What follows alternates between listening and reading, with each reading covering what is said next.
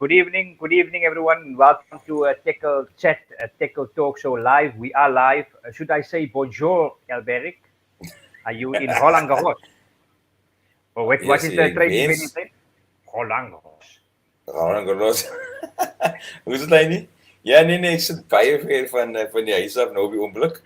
So ek sit nou op die oomblik in Bali. So bietjie van 'n Ali. vakansie. Ja, koekeling vakansie wat ek hou saam met my vrou en 'n paar goeie vriende.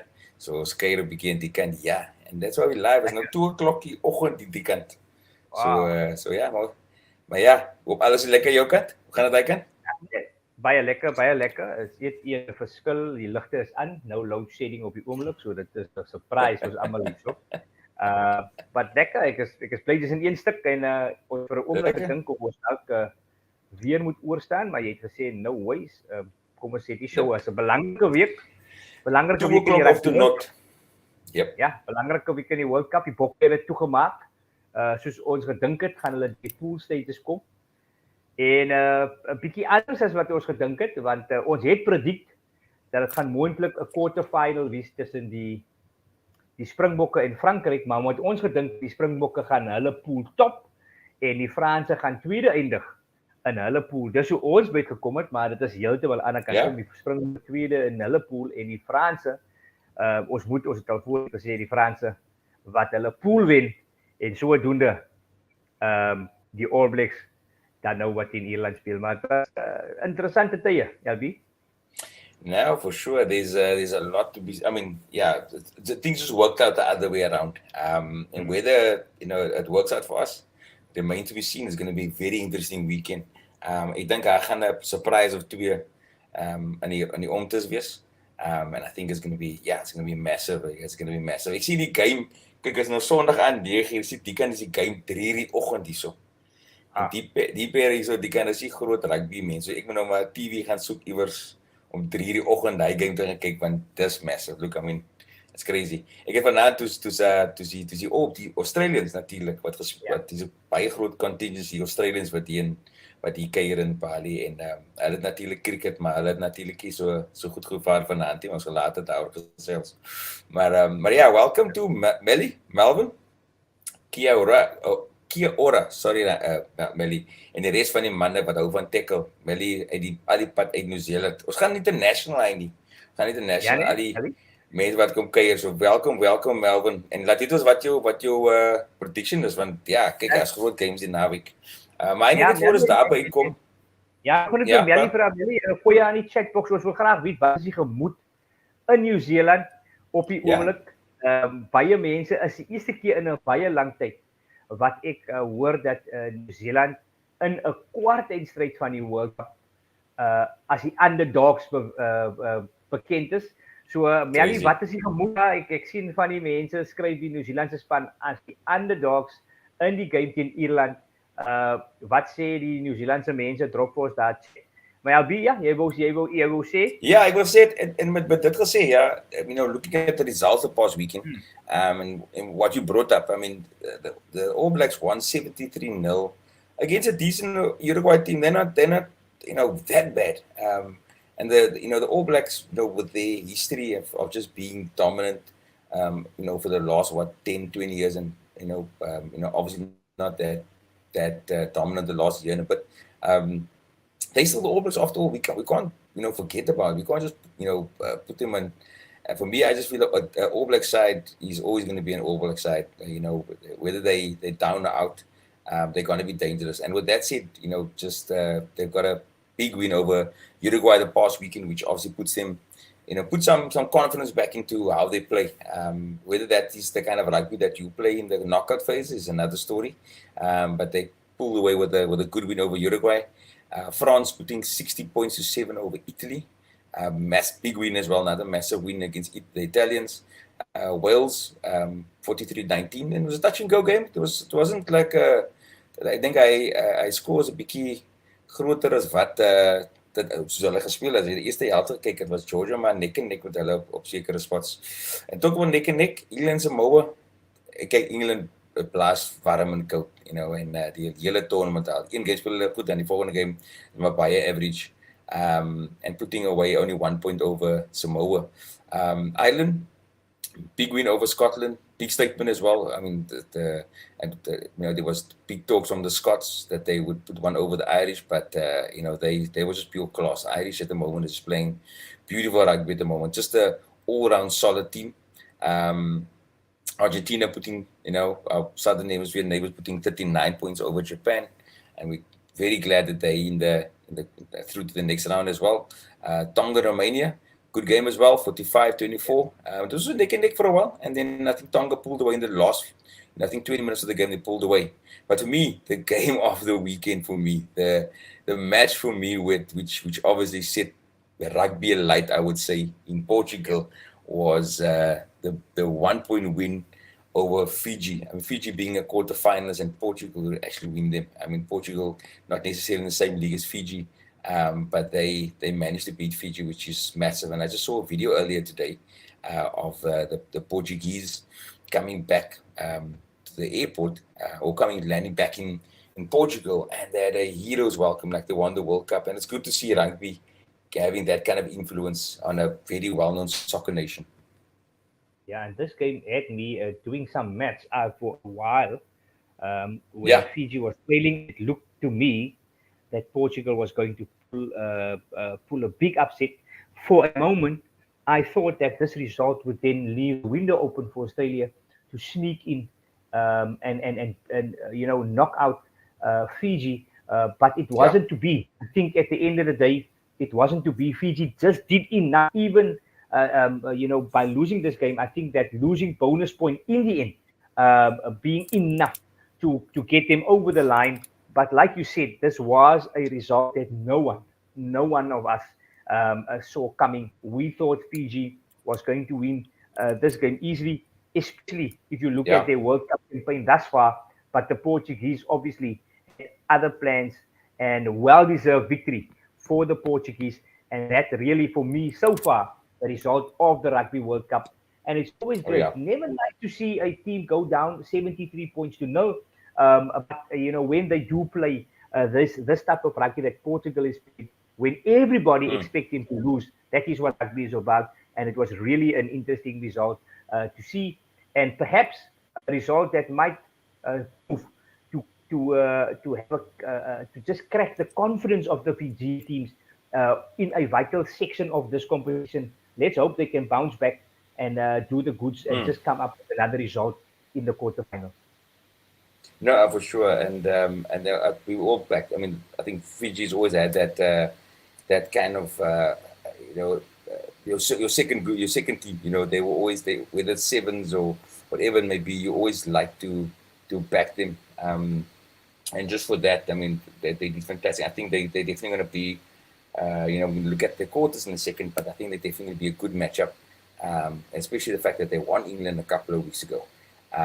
But yeah, the English should be just a bit more smarter, going into this match. But interesting times, fantastic to see the rugby. That's the phase we're going into this final bit, so it's going to be fantastic. Melly coming back to us. Melly saying Monday moet is next to nothing here in Wellington, New Zealand. Die land staan stil as die All Blacks speel. Nee, verseker ons ken die All Blacks is hulle is groot fans en natuurlik masters of the sport. Hulle ken hulle rugby en hulle sal weet hulle span is you can't count out the All Blacks. Ek dink as ons oor die jare weet even as a Springbok fan, you can't count them out. You just never know. Even with a good Irish side, I think I don't know. I think the All Blacks is there might be something up to sleep, hopefully. I don't know. Might be up to something, and the two taking nothing away from the semi-finals where England would play Fiji, and in the other semi-final the Welsh play the Argentines. Taking nothing away from those games, I think the big games is going to be Ireland to take on New Zealand, and then our Springboks to take on France in France. Those two games, and I believe, Alberic, very, very tight to call. But I think the Rugby World Cup champions will come out of either of those two quarterfinals. I think those two quarterfinals might just prove to be the ones that take one of the champions through to the semi-final. I think those four teams has set themselves apart. I'm slightly concerned about the Springboks now having to let's say still match and place their side at very late stage. We would have thought that their team would have been announced, but I think they are well aware who their teams are. I think I see Nina delaying the team just for the media, but I don't think that will have an impact. But in general, I think those four teams proven to be perhaps the four teams that we said will be the four teams to watch out in the Rugby World Cup. It is now unfortunate cause of a draw that was done a few years back that these four teams now clash in a quarterfinal, and that two of them will drop out of the competition at such an early stage. But again, I've never been so on the edge of my seat, Alberic, in a long time. I can tell you now that for those two quarterfinals, as I'm sitting here, I cannot choose a winner in either of them. Obviously biased towards the Springboks, that I believe 50-50. the Springboks will put through, but it's really close, really close between those four teams, and it might go either way in any of those quarterfinals. No, 100%, and there's it just shows the beauty of where we're at with these four teams that can each, any one of them can be champions. It just shows how close it is. I think it's probably the most open World Cup, I would say, thus far.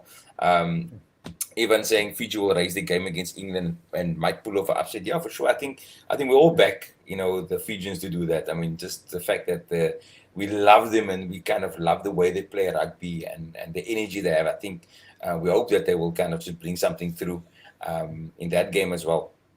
Sonneblom Bos,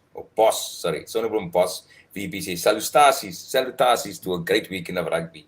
For sure, there's a lot to look forward to. Ons moet lief insit by die vrouens om voor die TV te sit heel naweek.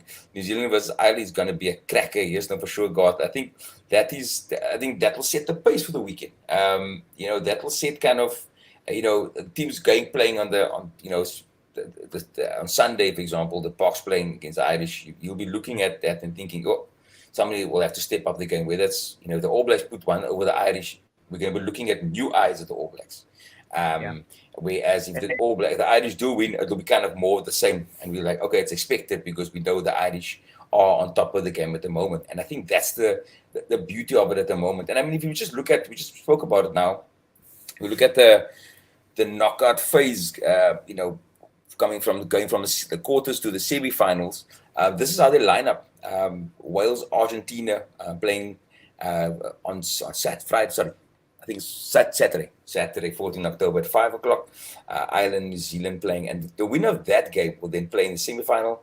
And again, England versus Fiji, and then South Africa versus France. And again, Heini, you mentioned just now one of the four games the two games that are important, the SA France and the Ireland New Zealand game. One of them will become a finalist, or would be a finalist. I would almost go as far as saying I think we'd have two of those teams. Whoever wins those games, I would almost want to say they would be favorites to get going to the final on its own. Just the fact that they go with a lot of momentum. They played hard games against each other, and it'd be hard to see them not making it through. Yeah, no, I think that will be the case. If you look at both the games, the late games on the Saturday and on the Sunday, I think it's almost like mini finals. Both of those teams who target these games to say, if we get one through, let's say Ireland, New Zealand, they know that the winner of that game would either go through to play Argentina and Wales in a semi-final. And if you have rolled the dice prior to the Rugby World Cup and someone told you, listen here, you get to the semi-final, you would play either Argentina or Wales, you would take it any day. Similar to South Africa, France, the winner of that game will go through to play a very inconsistent England side, or the Fijians, who I now believe, Ivan has just said they might come out and cause an upset. But the unfortunate thing of the Fijians is they really need to be on the top of their game, on the real top of their game now to progress each and every game. We saw against Portugal slightly off their game. they lose a game. So they need to be each and every week. They need to be really sharp and almost play their best game ever to now progress further. And it will be similar when they play England. So I believe South Africa, France, if either of them go through, and you would have told them, listen, you can choose between England or Fiji to play in the semi-final, they would have taken that any day prior to the Rugby World Cup. Is what it is now. I believe that the two late games, Saturday and Sunday, we might look back at these two games, Ireland versus New Zealand and South Africa versus France. We look back on the 14th and 15th October, and we might say that these two games determine the title outcome of this Rugby World Cup 2023. This is how much rest on these two quarterfinals. It's massive. I haven't seen a quarterfinal draw like this in a long time. Not necessarily the teams, but especially the teams being so close to one another that I believe there might be a point or two separating these four teams in totality. They are in great hot form, each with its own identity, and I believe that the winner of this quarterfinal in both fixtures might just go on to win the title come the end of October. Oh yeah, no, 100%. I think there's no doubt that these guys are on top of the game. And you know what the scary factor is, and you know before this past weekend, I would have said the All Blacks have a very good chance. I think it minimized quite a bit when I from my side when I saw the way they demolished Scotland. Scotland was nowhere there and only scored a couple of the two of the tries towards the end of the game. So you're looking at an Irish team that's on form, and it will take a hell of a lot, for the All Blacks to really come through. I think on that one, I think it's going to be a game that's going to be remembered. And like I said, it's going to set the tone just for where it's at for the rest of it, especially with the Boks playing the following night. And how then there's a lot of talks about Antoine Dupont. There's a lot of talks, and guys, those tuning in, please drop us a comment. We're all going to ask you guys, what are your predictions? We're going to be looking at Super Brew as well. And he's flying high there. That guy, I dropped off the face big time. Nee, maar ek het maar gedink kom ek los jou maar dat jy maar ook want kyk laas het nou ek jou pakke gee. Ja, nee, maar ek maar die wat 'n quote wat hy sê you lead from a leader leads from behind. So ek laat vir jou nou, so dat jy maar net hy kan kry. But no, yeah, it's going to look at that in a moment. But there's a lot of talk about Antoine Dupont. There's a lot of talk about is he going to play, and yes, he's been clear to play. Ons weet al baie kere, for the sake of this, Andre Hubert 1995 World Cup, broken hand, I think 2 or 3 weeks before World Cup, die man word in 'n oxygen tank gesit en daar's hy reg vir die ek dink die quarterfinal semis gewees as ek nou reg het. Is die man regtig a cheekbone fracture? I mean, you're going to be playing with some sort of I won't say fear. I mean, I think there was talks today in the media where one of the French players was saying, yeah, any shot is a high tackle, is a red card. So hulle natuurlik mind games wat hulle speel al klaar om te sê kyk eens as hy man seer kry dan gaan 'n pere wees. But do you think he's really ready? Do you think mentally he will be prepared for something like that, especially against a very physical team as like the Springboks? No, I don't think so. I don't believe that. Yes, he might still play a very good game, but mentally there's no way that he can forget that he's got a fractured cheekbone or a fractured eye socket. It's impossible, I checked out some of the training sessions of the French on social media. He looks sharp. He's taking contact very well, but it's totally different. Kicking a ball in practice and going on to a field where from any angle or any ruck you can take a knock. So it shows the desperate measures that the team like France would go to get their best player and perhaps the best player in the world to the pitch. But it's for me also makes a slight mockery out of the HIA the head injury assessment process. And a lot of people say, but it's all about concussion and if that concussion window is done. And I chatted with a lot of experts in this regard throughout the week, and my argument still remains that if you have a HIA, which speaks about a head injury assessment, And the reason for taking the player off to get assessed, we speak about putting the player's welfare first. How is it possible that you can allow a player to play injured? I say, yeah, but you don't understand it's about concussion. I understand the concussion rule. What I'm asking is, if we say player welfare, Anton Dupont should never have been allowed to play in this fixture. And I'm not being biased. I'm trying to understand the logic behind the rules allowing a player with a fractured cheekbone, which is part of the head, to play. It's like saying, you've got some problem with your head, but let's just put the head guard. This guy with a fracture, yes, it's not concussion related, but it's a fracture to a face.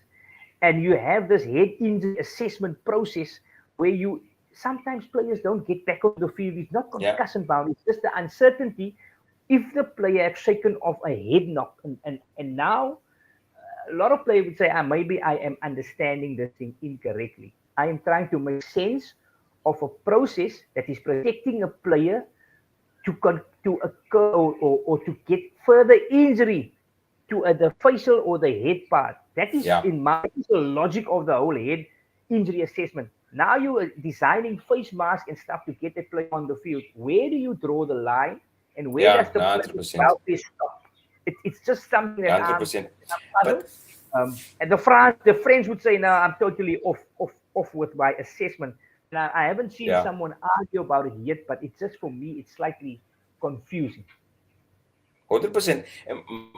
I think for me it smacks of desperation. I think yes, we know that he's a fantastic player, and we know what he brings to the game, and that he's wanted to come into this world. The point is, France without him, they are not the same side. He controls the game from now, and that's true. He's a fantastic player, and we know what he is. I mean, he's probably he's probably the best player in the world, arguably. We've lost Malcolm Marx, and yes, with all respect to Bongi and Dion Fourie, Malcolm Marx is just another level. However, the Boks have very suitable players that can play in that role, that fits into that mold that the Boks have been playing for the past few years. So he's critical. I mean, yes, we would love to have Malcolm Marx, be ready for a final if that was ever possible. But with that said, it just feels like there's a bit of a desperation from the French. Like they feel like they need to have him, or they don't have a chance. And just the way they've kind of rushed him back in. There wasn't a case of, listen, if you make it to the semis, then we'll bring you in. It was just clearly he's back for the big game. He's back in the next big game, which is the one against the Boks. And yeah, it's I think just from a welfare point of view, I agree with you fully. I think there's a lot of questions to be asked around that procedure, because I mean there's players getting 3 weeks for concussion or a bit longer in some situations, but yeah, it is a big thing. Ashley Amon saying discussion being Heinrich Johan Robertson had as well regarding the mental factor. Heinrich Johan Robertson, ken jy so Heini? Ja, hy's it's a good one of Johan de Jong. So like is dat jou tweede naam Heini? Dis my tweede naam. Hy het nou is dit op my doopname daar. It was just Johan de Mark, was hy Johan Johan de Jong. Met die bokbaartjie. Wel die Johan de Jong, jy praat van die hom vir toevallig dieselfde posisie gespeel of so. Ek dink hy was naam genoem. But now Ashley, but the point. What a very good point, and I had a discussion. Ashley is also level 2, level 3 qualified IFB coach, and he's been involved with coaching. And we had a good chat about this, and he asked me about the mental situation behind it, and surely you've got the point that is perhaps so confident that he's able to deal with it a little bit better, but to forget. There's no way that he's forgetting that his left cheek or his right cheek, I'm not sure what side, but he's got a fracture. Yes. So he is going to have that in his mind each and every time he sees Eben Etzebeth flying into a rut. He will make sure that he's out of the way and not be trying to get rid of the ball before he's close to contact. So that will all be in his mind. He's good enough to play with that. I think he's an absolute brilliant player, and in my opinion, the best football player in the world at present. Will it have an impact? I certainly do. Will we be able to make up or somehow try and manage it? Not against Springboks. You can't hide the physical part against the Springboks. Will get scrambled, will get rucked off the ball. So I think it's a massive risk the French is taking, especially now where the Boks is saying, you know what, we now know that you are so desperate to field a half-injured player against us. We will figure out something to make it really scrappy at breakdown, where the point is needing to field the ball. I believe that the Springbok will counter-ruck. They will patrol the fringes very tightly, and you know the point play around the fringes is what makes him very good. There's no way he is shaking off that injury mentally in 7 to 10 working days. 100%. Perhaps now that allows the Springboks to perhaps target the French, which I believe has only got one weakness, and I believe the French weakness is the fact that they start to become very loose when they do play from phase 5, 6. They are very good all round, but I think from phase 5, 6, 7, they become slightly loose. Now they have another defect. And with Rassie, Nienaber, Dion and Stick, you can't have a manufactured defect in your team created by yourself. The Springboks will target that, I'm guaranteeing you. And as you net robot ligte and colored ligte, they will certainly have a message to especially the likes of Hongi, Eben Etzebeth, and Jasper Wiese, to make sure if they run hard into that DuPont channel and make sure that DuPont needs to make tackles. And that will certainly have an effect on his play in general. 100%. Malvin wil sê, hoe sal jy voel as jy jou vrou groet met 'n ander gesig? DuPont gaan so voel as jy iets voor hom sê. Nee, natuurlik, ek dink dis die groot ding, that's what Heidi's bringing up, is the fact that is mentally it's just the issue. I think from besides the Anton DuPont aspect, there's also, you also have a scenario where the French haven't, besides that All Black game, they haven't had a big game after that. They haven't had a major game to be concerned. It kind of played in the hands with the Anton injury, but the French nearly since winning the All Blacks, they haven't had big competition in terms of a game that would kind of get them ready. We might just be able to catch them, I think, off guard at this point, just being maybe slightly, not necessarily rusty, but undercooked. And I hope the Boks kind of just make sure that they go in from the first minute onwards and set the pace. I think that's where we do stand a massive chance, I think, just to turn the game in our favor. But yeah, nonetheless, it's going to be an absolute massive game. Yeah, but remember, I think during the opening game of the Rugby World Cup, we had exactly this chat where I said I believe the New Zealand side is capable of beating the French if they start well. And I'm going to sound like a tape recorder, but again, if the Springbok allows this team, because it's going to be a very hostile reception, the French crowd will be behind the French team. Springboks will not be able to hear themselves or hear their teammate because of the hostility, because of the vibe. And the French are very emotional. I mean, if the Springboks start poorly, the French start putting up phases, they get ahead 12 to 15 points. Mani or Pollard struggles to get into the game, the Springboks will be in trouble, I guarantee you. Because now the crowd starts rallying, the French flair kicks in, and it's at their home ground, they'll be in big trouble.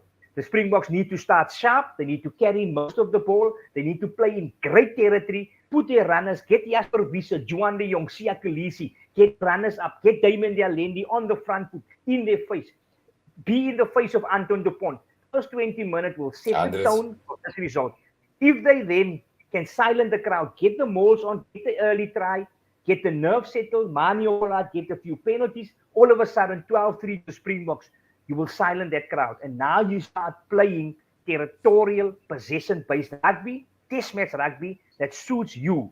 You don't want to chase this game against France. I'm telling you, we've seen against the All Blacks. The All Blacks didn't for 1 second, after the French started well, after that 20 minutes, they never looked like winning the game. Slightly out halftime, we had the All Blacks try, but watching that game, I never thought then that the All Blacks will be able to get back into the game. The French were just pushing all the right buttons, putting the All Blacks under immense pressure. We don't want to go there. Ons moet uitkom, sit vir hulle onder serious druk van die volkslag. Sit vir hulle onder serious druk en maak seker dat die Frans weet hulle speel die verdedigende rugby wêreldbeker kampioene En dat selfs in hulle agterplaas is hulle in vir 'n massive physical encounter. Skit hulle, maak vir hulle bang en dan maak seker dat die skool begin tik en dan gaan ons Springbok rugby waaraan ons gewoond is. You couldn't have said it better. You couldn't have said it better. I think that's the best approach. We're not going to chase the game in boxing. I mean, we're not the guys. We look at the game at Mount Smart against the All Blacks being, 15, 20 points behind, in the first 20 minutes, whatever. You're not going to chase the game. Boxer, not, that type. So from minute one up until that first 20, 30 minutes, dominate, making sure that when we bring up our super subs, or bomb squad at least, then the guys are just there to kind of just, put the nail in the coffin. So I agree with you fully. It's an intense match, and I think the Boxers need to bring it up from the first go. And I think, as we've got the pack to do it with the guys like Pieter Steff running onto Anton Pond, I think there's going to be, I gaan pere wees. I gaan definitief pere wees. Guys, just with that said, we've said earlier, let us know your thoughts. Wales, Argentina, Ireland, New Zealand, England, Fiji. Before we get to the last game, South Africa, France, what are we looking at, Andy? The first game, Wales and Argentina. Are we saying that the Argies could, bring one home and get into the semi-final for the second time? Do they have the capability, or Wales just kind of picking up the pace slowly on their side? Yeah, no, I think what the Argentines can bring, but I was slightly against Japan over the weekend. What bothered me about the Argentines is just their lack of appetite to defend. I think they were really poor on defense. They allowed Japan to just get in between them, and for the Japan, I wouldn't say soft tries. That would be perhaps a bit harsh on Japan, but each and every time the Argentines scored, minutes after that they found themselves feeling, watching a conversion because Japan scored. And I think against Wales, that is going to count against them. I think they have an overall good side, but I don't think they are as sharp as what they were 2-3 years ago when they really shook us in the rugby championships. And with Gatland, I think Wales might just edge this one with a point or two. Wales, very lucky they managed to get there, having been in the pool of Fiji. Not Fiji, but Australia, that was a bargain in its own. Just being in a pool against Australia, that is a win for you. But they managed to get here, and I think Gatland is going to be just a bit more awake than the Argentines. It's going to be a lacquer game, but I think Wales to edge Argentina for this one. Okay, let us know your thoughts, guys. Wales, Argentina, we're pipping Wales to put one over Argentina. Ireland, All Blacks. What are we looking at? Are we looking at an 8-point game? Are we looking at a 3-point game? And in which direction? I think having looked, this game can go either way. If Ireland put a performance together like they played against Scotland, New Zealand is going to struggle. However, I looked at the New Zealand side they've selected to play Ireland, and it is clear they've gone with a tried and tested team. They've gone with experience. Sam Cane miraculously gets back into the starting lineup as a captain. They've opted to go with, to drop Papiali to the best. And then the whole backline is very, I would say, stereotyped, but very experienced. And I think they've decided to fight fire with this one. They know they have no chance when it comes to the real structured game. So I think the All Blacks, having made the comment, we are not afraid to lose. I think that was the theme of the whole press conference. We are not afraid to lose as an All Black side. It tells me that they are going in, all guns blazing, and they are going to punch, let's say, going in punch for punch. And that makes the All Black side very, very dangerous. If they get New Zealand, if they get the Irish off their game, I think New Zealand might just silence all the critics. And I am going to put my neck out and say New Zealand to beat the Irish by 3 points in that quarterfinal and send the Irish home, crashing out of the World Cup as the number one IRB team. They will fail again, and New Zealand to upset them and beat them in this quarterfinal by 3 to 4 points. Okay, we're gonna talk Super Brew in a second. Let's just see if any. We can always go back. What Heini says tonight. I'll stick to that one. I'm not confusing you. I think I think New Zealand, perhaps this might be their ticket to the right through to the final by beating the Irish side on Saturday evening. Yeah, look, I think that just with that said, I agree with you. If they can put 20 minutes or 30 minutes after, probably not 20, we probably need 40 minutes of what they did at Mount Smart against the Boks. If they can put that together, then they would definitely put one past the Irish. But the Irish, they needed, I think they due for a loss at some point. I think they're on a winning streak of 15 games or 16 at the moment. So yeah, they due for a loss. So let's see what's going to happen. Let me tell you, if the All Blacks has got their ducks in a row, there's only two places that they need to target for the Irish. Is they need to be in the aerial game, especially the boxing game. Their fullback, along with their wingers, need to be, their positional play need to be spot on. You don't want to scramble and run towards the ball. So they need to be able to read when Sexton is not kicking the ball. So when he's not kicking, the scrum half is kicking, they need to be in position. That is the key factor. You don't want to be running back, or you don't want to be rushing forward to field the ball. So they need to be in a good position. The back three need to communicate to be in position to field the ball. And then Jordie Barrett needs to understand that he needs to go and fetch Bandi Aki. Even if he doesn't make the tackle, you need to break his speed. Someone needs to go in and meet him head on. And because if he starts carrying the ball into spaces and getting over the gain line, you're not stopping the Irish.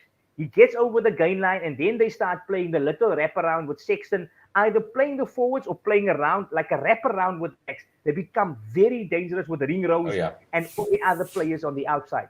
Jordie Barrett needs to call out. It's either going to be Sam Cane or it needs to be Adi Sevilla, who needs to go up in that channel. Someone needs to break the speed of Bandi Aki, and then even if the hit doesn't take him to ground, he needs to stop him and try and stop the momentum. Try and hit behind the advantage line, because he, for me, he holds the key to the Irish plays, and he's been absolutely devastating from first, second, and third phase play. He ran straight through the Springbok side with a total.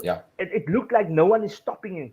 So that is the areas where I believe we need to target. And if New Zealand can stop that, they can play from broken play. We know what they can do for a counter attack. And I think that's, as I said, I think Bandi Aki was the key. I think, it's one thing William agrees on. Bandi Aki is a total gebou.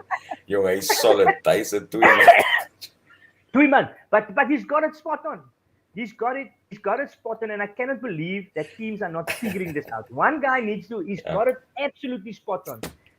Because he is so, he's got a low center of gravity. So he's gebou so blok mannetjie, hy het sê toilet. So there's die vat plek aan hom. So you need to rush. One guy need to go absolutely rushing, try and break his speed. Because if you break his speed, even if he does dominate the contest, you can always have a guy grabbing a leg or just pulling him down. But to just wait for you, it is absolutely suicidal. You break your line, you get over the advantage line, and he gets the players running. It's all over. Because the island game is molded around Bandi getting over that advantage line. That is their blueprint from a play. And just with that said, and with even against the Boks a couple of weeks ago, he was, I think, man of the match, if I'm not mistaken. So he had a storming game, and even against a defense like the Boks, and for that sake, just to have the All Blacks. The defense, not necessarily, they don't have the rush defense that the Boks play with, but they're going to have to be on their game to make sure that they catch him, not picking up speed and not being able to get into a position where he can offload or break a line or run into a space, for example. So it's going to take a lot for the All Blacks to stop, Bandi Aki. And again, Jordie has experience he's getting, and he's playing some good rugby at the moment. It's going to be a difficult one. To make sure they can, just kind of maintain Bandi and also just the Irish team. Are you looking forward to England, Fiji? Is this a straightforward one or not? No, it's not a straightforward one. It's not a straightforward one. I think they've got the team now, but for some other reason, Fiji gets lured into playing like their same side. They made that same mistake against Portugal. They had to keep it tight and almost like suffocate the opposition with their size and their muscle and their physicality. They got lured into becoming slightly loose, and then they wanted to play like their sevens, the Fijian seven side. We've seen against the Aussies, we've seen against a very good Welsh team, when they keep it close, when they carry it up, when they play proper 14-man rugby, you can actually see that this Fijian side has played together in the Pacific Island competition. You can see it. Yeah. This is not the Fijian side that we've seen. They are slightly ahead of Samoa, Tonga, who's the other island sides. But for me, the risk for Fiji is they get pulled into doing something out of character. And I was so surprised watching the Portuguese game where they got almost they were ran off their feet by a team that should never have come close to them. And England, unfortunately, with their experience, selfs met die dag en nag warm en koud wat hulle het, Elberg, dink ek as Fiji, if they stick to their guns, like Ivan, I think it's Ivan Liederman who said, this is an upset coming, I think there is an outside chance. But I think England, to win their very last game in the Rugby World Cup, will probably be against Fiji. And after that, they will either face France or South Africa. But I think good enough on Sunday 5 o'clock to beat the Fijian side. And even if the Fijians lose, they can go home and keep their head very, very high. Oh yeah, 100%. Joy to watch them play rugby in this Rugby World Cup. Like we said, everybody's second favorite team, behind their own team. Yeah. Then obviously the big one, we've spoken in length about it now. Your prediction, Annie? Boks by 3, France by 20. I think the Springboks was going to pull this game. It makes me slightly less certain, especially we haven't seen the side that they've selected. There's 3 positions that I want to say that I'm not sure who they will select. I'm 99.9% sure who the starting pack will be. I think the 3 positions that I'm slightly unsure of is whether they bring in Pollard right from the outset and drop Annie Lebok, whether they play Pollard at number 12. So I'm unsure where Pollard fits in. I'm also unsure whether Locanio starts, and if he doesn't start, there is no space for Locanio from the bench. Unfortunately, I do believe he needs to start or be out of the 23-man squad totally. Perhaps we will see him in the semi-final. So I'm unsure about that. And then the big question for me, and I think a lot will raise, do we start Willie Leroux? Do we start Damian Willemse? That to me, is where I think we can throw the French a curveball. And here's my prediction: if Manie Libbok starts, Damian Willemse starts at fullback. If they decide to select Handré Pollard, number 10, Willie Leroux starts at fullback. For the plain reason, I believe that Willie will then pick up he will then be the first receiver from phase 3 to 4, 5, 6, 7. He will then marshal and then try and play a Willie-like role, not a Willie-like, a Manie Libbok-like role to still have the ball going wide, but then we have the backup of Pollard being there to take the place kicks. So I believe, there's 2 sides to this coin. If Libbok starts, which I think that it should be the right thing to do, I think Damian is red hot and he's been the best player for the Springboks throughout the competition. He should start at fullback. But I think if the Springbok side decide to start with Pollard, Willie all of a sudden comes into the fray to start at number 15. I think for continuity's sake, I think it would be, the Boks have played for the last, probably 10, 12 games now with Manie, probably a bit less. They've been playing with Manie, and they've got a flow. There's an attacking, dynamic flair that they have that Handré doesn't bring. However, let's take nothing away from Handré Pollard. He's an absolute, BMT kind of guy when it comes to taking those kicks when it counts. So yes, with Pollard starting, I agree with you. They would definitely put in Willie. I think just to kind of bring that attacking flair. But yeah, it's going to be interesting to see. And I agree with Locanio. You would have to start Locanio. And I need to. He's pure class. I think he would slot in seamlessly. I don't think you'll have an issue of being undercooked or anything like that. This is the big game. This is the big game. This is where it counts. And I think he's the kind of player that will just step up. And I need to openly apologize to Damien Delendi. Remember, I said on the show that I believe that Andre Esterhuizen would move past him, and Andre Esterhuizen will be selected ahead of him, especially for the playoff games. And because I believe Andre Esterhuizen going into the Rugby World Cup was slightly a little bit more informed, and he was more distractive at number 12 at the time. What I saw against Ireland, I think Damien Delaney was absolutely brilliant against Ireland. Yes, we lost the game, but having looked at that game 3 times, I watched the game 3 times. There's no way that they're dropping Damien Delaney from the starting lineup. A lot of people asking for Pollard to play at number 12. There is absolutely no way. It's either Pollard starts at 10 or he doesn't start at all, or Mani starts there. But Damien Delaney, I think against the Ireland, he has just proven that again. He is everything that we need in that fourth loose forward role. That is our game plan.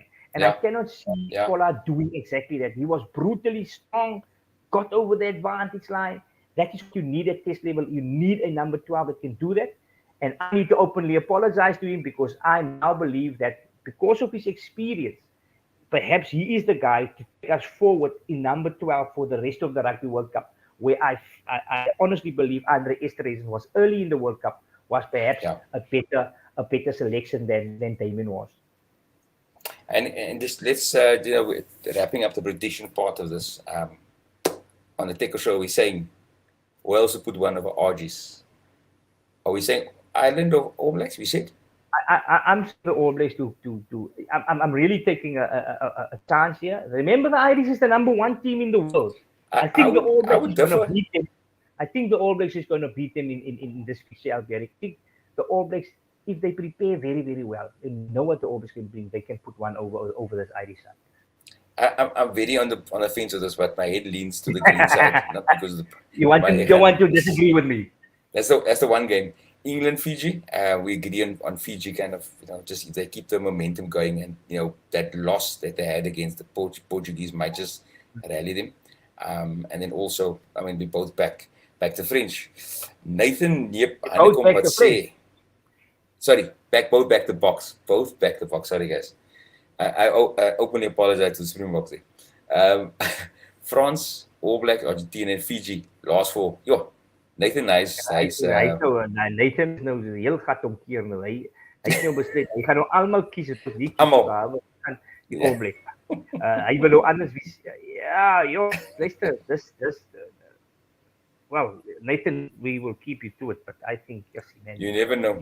Miskien ek dink Nathan, miskien speel Nathan superbro en ons gaan oor praat en miskien wil hy net vir ons bietjie omgooi. Maar een wat echoes what we just spoke about, and DDA Bokke voordeel, and that's exactly it. I think he brings that, like you said, that extra loose forward that we need. Yeah, it's interesting times. It's going to be one to really look forward to. What a great rugby weekend. We're all very, very excited about what's going to transpire. So get your picks in, guys, for those that didn't, do we have to show the log, Aini? It's not necessary. I mean, let's show the log. I was on the first page for quite some time, but you know what the margin points does to this, and there we can see I've dropped off. Look at Dane coming right up. He's just moving up. He's jumped another 4 places in the yellow cap position. Look at Furlow, as it's Furlow there also in the top 3. Yeah, and then top 3. Ashraf, Ashman, he was the leader after week 1. He dropped off a little bit and then he jumps back. Just zooming into him, he got 2 of the results. Not only did he predict the correct winner, he got 2 of the results 100% correct. I think it was Japan-Argentine game where he got the result, the margins correct. And that just shows how far you can jump to get the margins right. But the 2 of us are very... Ek is nog steeds... ek wil gemakkelijk boek aan jou. Dis in die battle, ek was nou gesien. Dat is Australië, die Boks. Give me a chance. Ons gaat definitief ons pryse wen in ons eie pool nie. Dit is verseker. As ons kyk waar ons nou lê, is dit maar... is maar donker. Donker. Let's exactly. Let's give it up to Melly. I need to follow Nathan's suit and just select all the upsets in in the moet quarterfinals. And if one comes through, you never know where this can Ja, take ek dink you, ons but- moet 'n paar wildcards ingooi, like dit net om op en hoop en bid dit werk. Melly, well done. Melly's leading the front. Melly's been, up and about the first few weeks. He's been there and he's still there. Our yellow cap this week is Dane. Well done, Dane. So yeah, there's the log, and I don't think we have to Ja, go. die leaders is op 48. Ja, is goeie punte. Die manne is regtig. Yes. Lekker. Ek is daar Nice, maar Andy, nie lekker, man. Wow. Yes, nee, ek is daar. Daar. Nee, is nog op die. Is nog nie by die relegation zone soos hulle sê nie. Ja, maar daar nie, maar die wanneer ouers politiek sien die outlepels, hulle weet vir ons, nooi vir ons, ons graag kom kuier. So yeah, guys, 'n baie gedigte pool, and you can see things are heating up as they're heading to the last phase of the competition. Is going to be and we know next week. I think next week we're going to show on screen what the prizes are that you can win.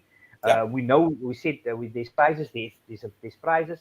We got the sponsors, so we'll obviously show you what you can win, and that will be the weekend of the semi-final. So then, it's all for the guys at the top of the log to play safe and make sure that they at least get the right selection. En ons manne wat nou nog sukkel, ons moet nou nog scramble vir margin points en bonus points. Maar en wildcards en 'n paar wildcards. Ja, LB en so sien ons maar uit. Ons sien uit en jy moet veilig wees daar in Bali en ek hoop jy kry 'n televisie waar jy in die oggendure ons moet kyk kan kyk. Ek moet sê kyk daar is nou ten minste kyk die mense cricket en daar is nou soos ek sê is 'n paar plekke wat die cricket wys and you must talk about the Proteas of the last 2 games. They've been playing fantastic. Look at that, beating Sri Lanka with 102 runs and then a big win earlier this evening for the Proteas with a win of 132. That's a massive win. That's a big win. They're posting 300, Quinton de Kock hitting another century. So well done to the Proteas. They got a bit of let's not call it a breather against the Netherlands. All due respect to them, but they are not necessarily the top tier. But they got some big games lined up. England, obviously, also one of the favorites. Pakistan and New Zealand, and of course India. Those are the big names that we're looking out. But yeah, like we saw in the last World Cup, we don't want to take for granted that we are playing, a World Cup, and if we lost against some interesting all of the games. Teams. Yeah, all of the teams in the round robin need to play. Each one needs to play all of the opposition. Yeah. So it's important for the Proteas to have gotten the start that they've now. Well done. Well done. Yeah, they had a good start, against two tricky fixtures right up in front. So they got over that hurdle. So that is, I would say, a good start in a competition, especially where the round robin is. Yes. You need to face all of the rest.